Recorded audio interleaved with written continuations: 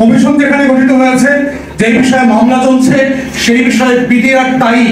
BDR institution তো গণহত্যা করেনি, বিডিআর এর দায়ী থাকবে তো বিডিআর সদস্যরাও বলেছে আমাদের জওয়ানদের ভিতর থেকে যারা যারা এই খুনের সাথে জড়িত তদন্ত সাপেক্ষে তাদেরকে সর্বোচ্চ শাস্তি দেন, এই দাবি বিডিআর এর জওয়ানরাও করেছে।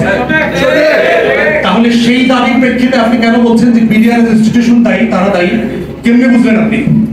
তদন্তই তো হয় নাই। এবং এই কমিশনের সাথে সাথে কারা কারা জড়িত দেখেন। আজকে স্বরাষ্ট্র উপদেষ্টা একটা ভেরি হাইলি ইনকম্পিটেন্ট, একটা অযোগ্য অপদার্থ লোক,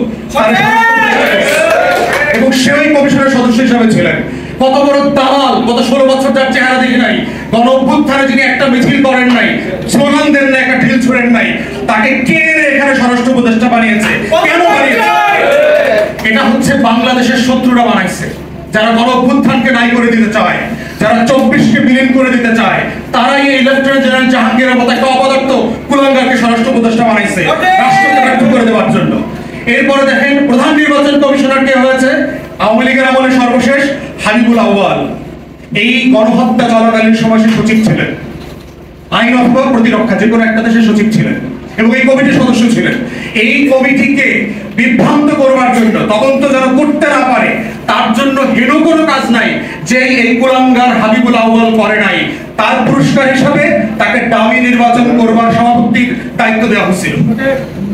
এই হচ্ছে বাংলাদেশ, দালালি আর দেশ খাত দেবার রাজনীতি বাংলাদেশে। এবং দেখেন বাংলাদেশের কোনো বড় বড় রাজনৈতিক দল এই জুলুম নিয়ে কথা বলছে না।